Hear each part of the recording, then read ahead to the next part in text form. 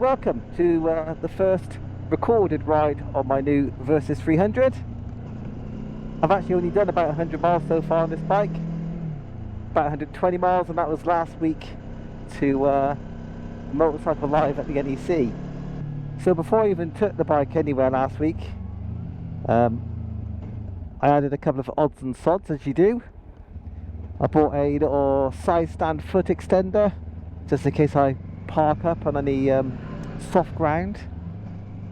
And I also took off the this clip-on flip-up screen, because as I was sitting on the bike in the shed, I had the feeling that I'd have to be looking through the screen while I'm riding, and I didn't like the idea of that, so I actually took it off to see if the basic screen would be good enough, and that I wouldn't need to use the flip-up. Well, I went for a quick ride before the trip to Birmingham last week, and no, there's far too much turbulence.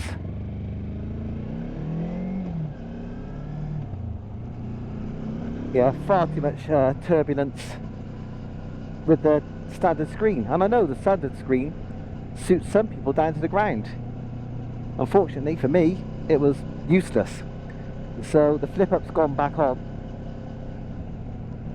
What I'm finding is there is turbulence.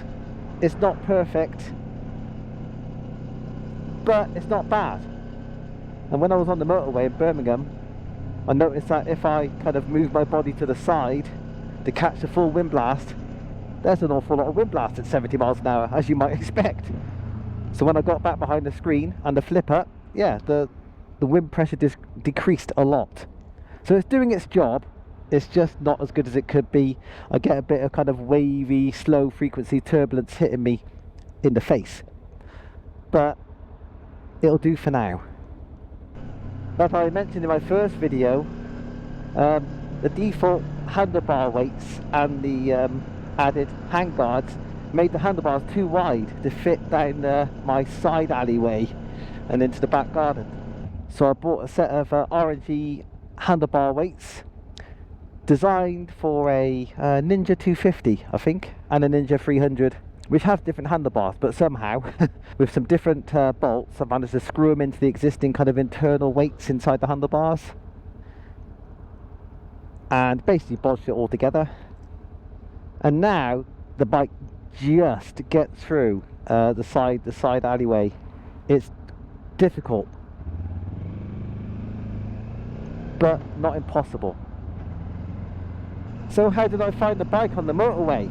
That's was one of my concerns with this little engine, this little 300, singing along at 70 to 80 miles an hour. Well, the good news is it can do it. But what you've got to do is ignore the sound of the engine. Because, where was I think 70 miles an hour was 8,000 RPM, something like that, or just under 8. It is singing. It is making quite a noise. But that's to be expected, and there's still 4,000 RPM to go, so it's not as if I'm going to damage the bike doing this. It's just that's the revs for that speed. And that was with an empty top box. They were empty top box and panniers, so it can do it. It can do motorway stuff. It can even accelerate at 70, 75 miles an hour. It'll still go forward, not very quickly, mind you, but it will. And what I found at slower speeds, like here, inner city speeds, is that this bike's got a bit of mid-range. It doesn't fly forward on a twist of throttle, but somewhere between 4,000 and 6,000 RPM, it does accelerate. It does pull decently. And I wasn't expecting that. You know, unfortunately, sorry little Kawasaki, but I wasn't expecting you to behave like a grown-up motorbike at any point in the revs. But it does. Oh, I know where I'm going to go. I did put a random 120 mile an hour 120 mile route into Kalimoto, but since I'm heading this way, there's a road I like that leads to Abergavenny. Not been on it for quite a while, so I'll get down there, ignore whatever Kalimoto had in mind, and yeah, see how the bike behaves. 5th gear, 5,000 RPM, it does alright. It does alright acceleration wise.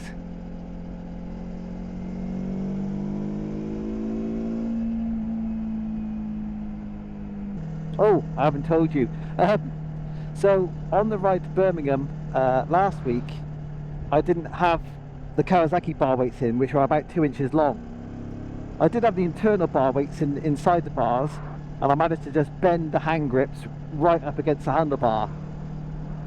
And I found that at slow speeds, up to about 40-50 miles an hour, if you took your hands off the handlebars, the bike would almost immediately start to go into a death wobble. And it would be violent. It would throw you off if you didn't put your hands back on the bars within a couple of seconds. Now I've got the R&G handlebar weights. That's calmed the oscillations down somewhat. Oh, there you go. But that's calm. Yay! That's better than it was. But it will chuck you off.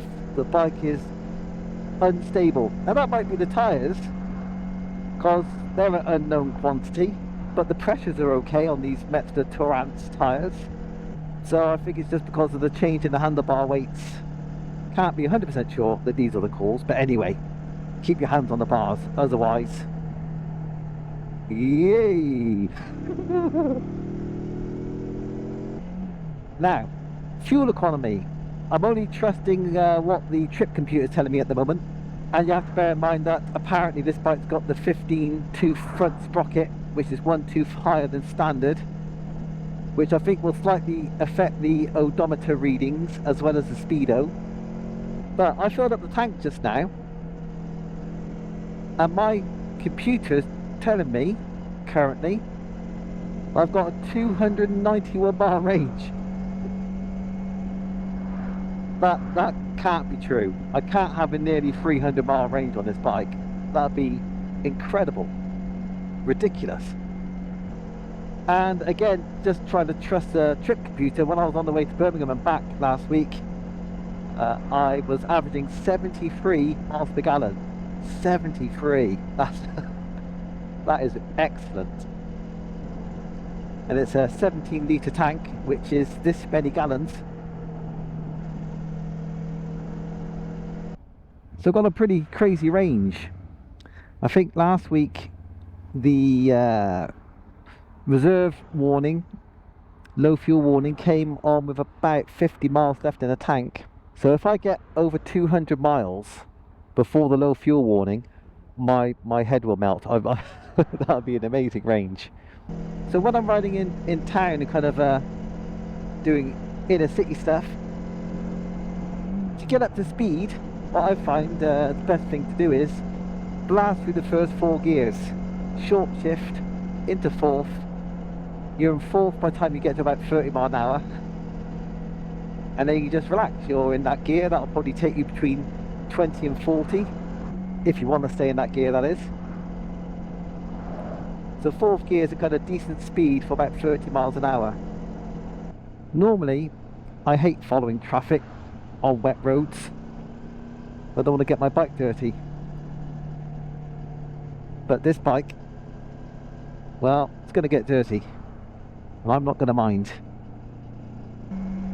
So as you might have guessed, I've done no off-road on this bike as yet. I don't even know yet where I can go off-road. I haven't done any research.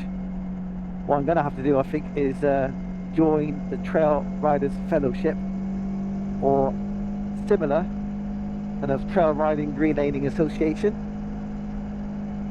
and find out when and where I can get this bike a bit muddy.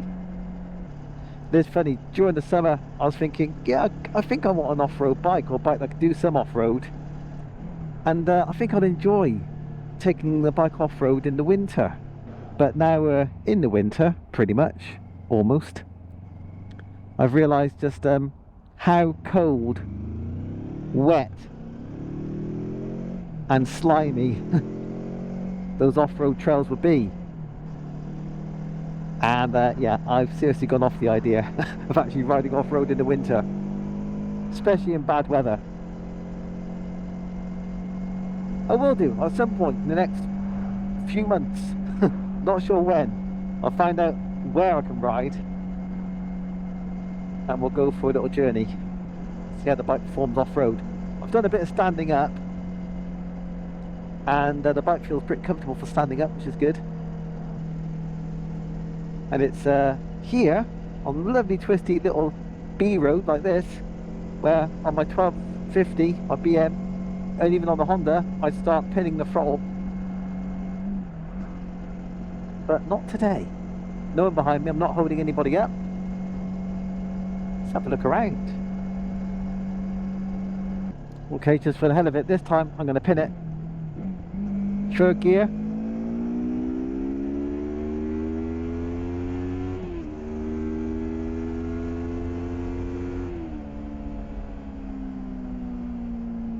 We need dry roads to have some real fun here, but but the noise the bike makes is enjoyable when you're pinning it. When I reset the trip meter earlier on, when I filled up with fuel, it said I had about 290 miles range. Well, I've ridden for 30 miles and the range has gone down by 50. So the range is kind of just finding its level, and it's not quite as amazing as it first indicated, but I've done 30 miles, it thinks I can still do another 240. Surely that is not accurate. I had a bit of a shocker when it came to insuring this bike. Now on the BMW, the R1250, when I insured that, I told them I had, you know, maximum no claims, basically 9+ years. That's how a lot of insurers count that, the no claims discount. So that's what I put in on my quote for the Kawasaki. That came up to about £173 fully comp. Not cheap, but acceptable. But just before I kind of pressed the pay now button, I read through some of the small print, and it said one of the terms of the insurance is that any no claims discount that you're using must not be used on another policy at the same time. And I was like, uh-oh. Is that true? I can't use no claims on more than one policy at a time. I don't want to risk it. I don't want to end up riding uninsured because of breaking the rules. So I phoned them up, insurers, and said, is this accurate? I can't use my current no claims on this policy if it's used somewhere else. And they said, hold on, let me go and check. They come back and said, that's right, yes, you will have to set your no claims discount at 0 for this policy. Let it recalculate. I was like, gulp. Okay, thank you. So I edited the policy, set the no claims down to 0, recalculated it, and the policy price went up by £8. So went up to about 180. When I took the no claims off, a new question came up, and it basically said, how many years riding experience have you got? And I said 20 plus. They said something like, have you owned a motorcycle in this period? And I said yes. So thankfully that helped, I guess, in not bumping up the premium by very much. So yeah, bear that in mind. If you're already using a no claims discount one bike policy, check with your insurer for a second bike if you're insured with somebody else, because you might not be able to use your no claims discount, but it might not all be bad news for your premium. Oh, I'm going to turn on my fog lights, and they are fog lights, not spotlights. They kind of have a beam pattern like a low beam headlight. Just wish I had LEDs up top. I can replace the LED parking lights easy enough, but the headlight, not so sure. Well, we know, don't we, really? Replacing that with an LED will probably wreck the beam pattern for low and high beam so I shouldn't bother. Anyway, shall we continue? I stalled.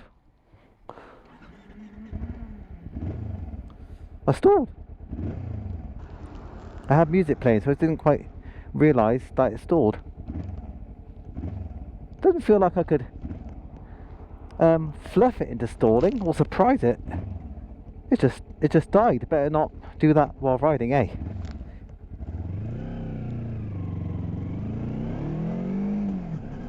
So I am on now my favourite little road, one of my favourite little roads. It's nothing special. It's just a road that I discovered by accident maybe 15 years ago on my VFR 800 at the time, and it's just one of the first kind of enjoyable rides I found by myself. It's kind of got a special place in my heart. So let's hope this road gives me a warm welcome on my new bike.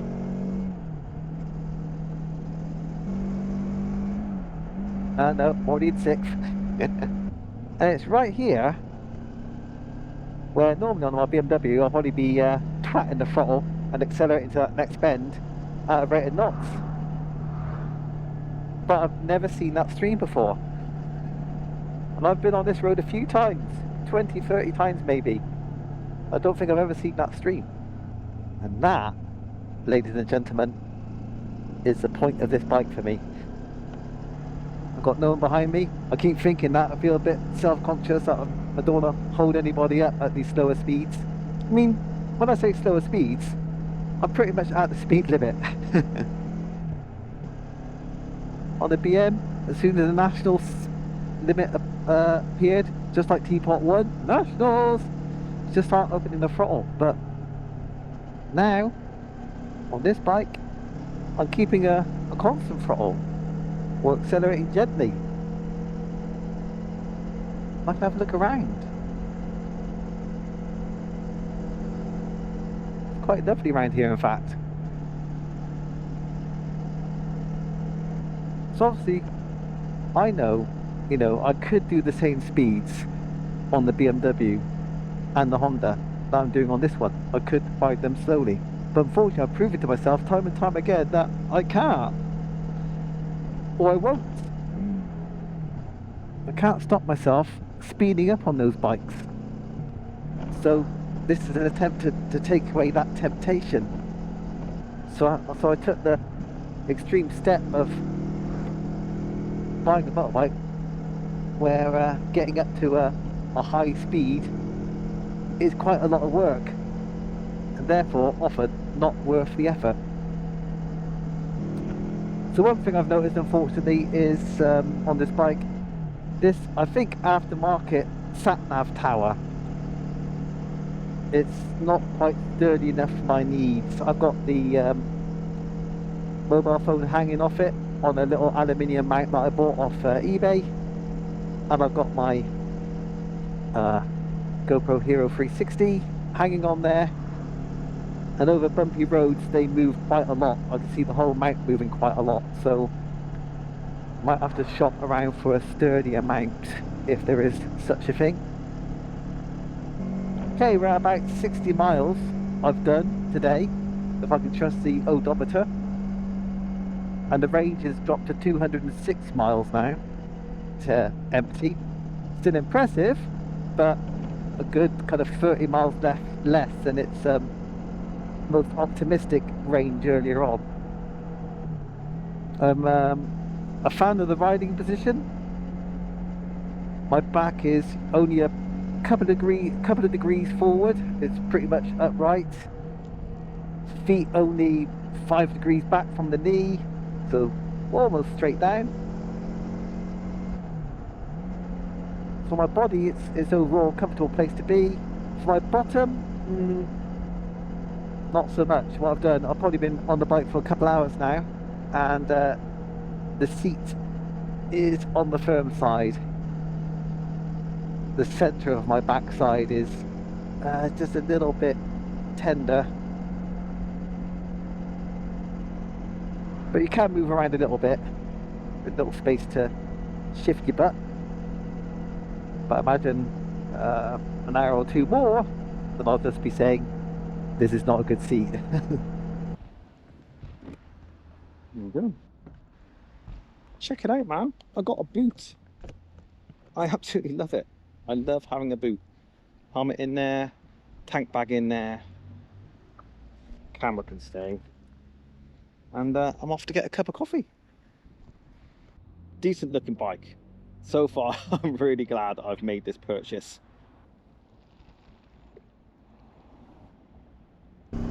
My fuel range, it did go down to as low as 206 miles earlier. Now it says in 244, even though I've done 64 miles. So that's now an estimated range of over 300 miles. There's no way it's going to do that. Can't see it. But it will be fun finding out. If I was riding this road on my BMW right now, A, I'd be very frustrated that I was getting the bike dirty. I knew I'd have to clean it sooner rather than later. And B, I'd be frustrated that I can't go as fast as I want to because of the state of the roads. But on this bike, both those things don't apply. And it is quite freeing. One interesting thing about this gearbox is that when you come to a standstill, you cannot put it into second gear. In first gear, as you stop the bike, you can give it a good push up with a gear lever to try and get it past neutral into second, and it won't go. It's designed not to. So once you've got it into neutral, the only way to go is down into first gear to pull away again. You can't pull away in second. You can get around that by stopping in second gear and then pulling away in second gear if you had to. But what it means is when you come to a standstill in first gear, it's very easy to find neutral. It's not difficult at all because you can't find anything else other than neutral and first gear at a standstill. It's weird, but I like the fact that it's really easy to get into neutral. Wow, the sun's out. There's a little bit of sun shining. Was not expecting that today. Just before it sets, so that's nice. Okay, so now Kalimoto is taking me off the expected track and see what it's got for me. Oh, what a view that is! It's the valley there. That is beautiful. I'd be tempted to stop if there weren't a car behind me.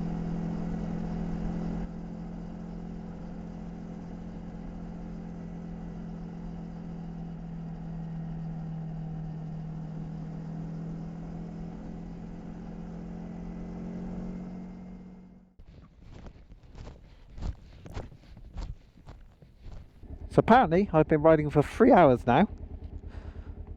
I've only done 80 miles.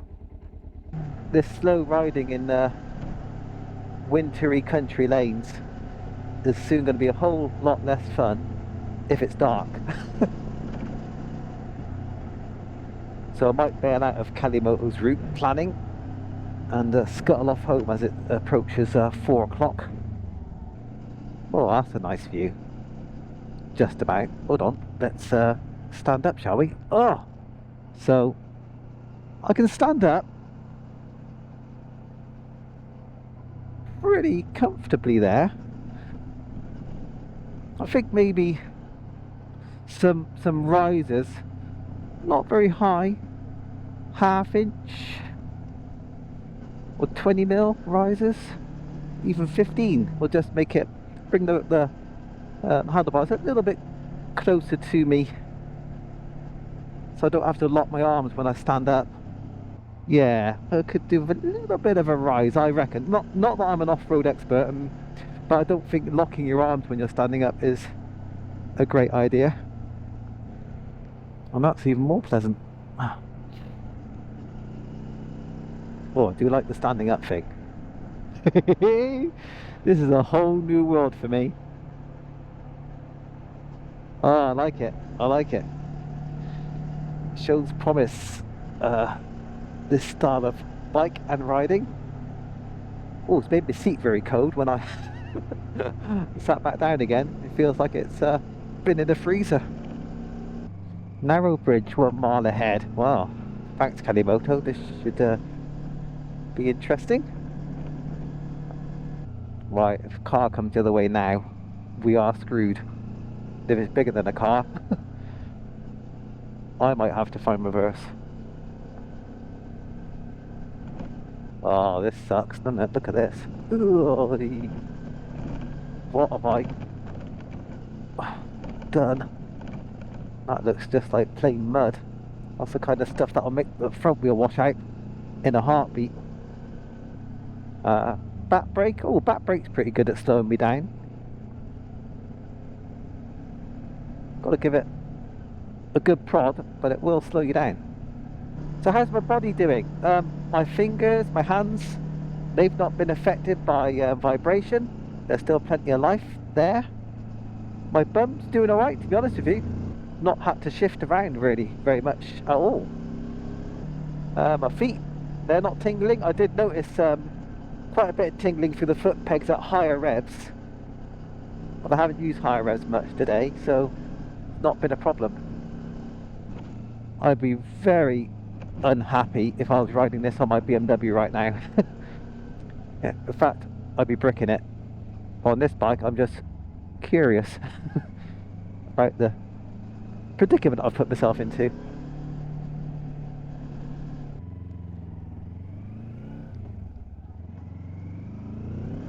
Oh, sugar. Oh, that's nasty. That's nasty.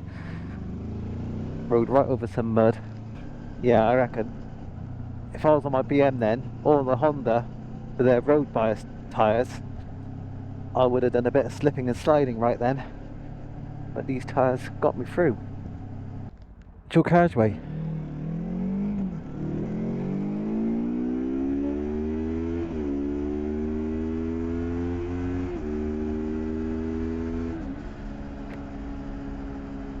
Kalimoto wants me to do some more twisty road stuff, but nah, I'm done.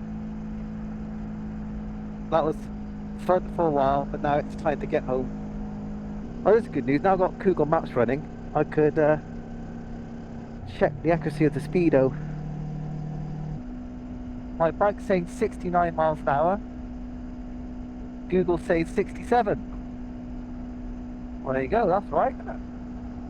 This bike, so far, so good. I've been on the bike over 3 hours today, about 3.5 hours, and the criticisms are turbulence coming off the screen, but this screen is broken. It won't hold a position, so I need to sort that out. Suspension's a bit stiff, a bit jittery. That might be a combination of suspension and tyres, so I've got some thinking to do there. Hopefully tyres will solve that, but these tyres have got plenty of life left in them, so I'm not going to change them anytime soon. The engine's been really good. It surprised me in the mid-range. It pulls really well for what it is.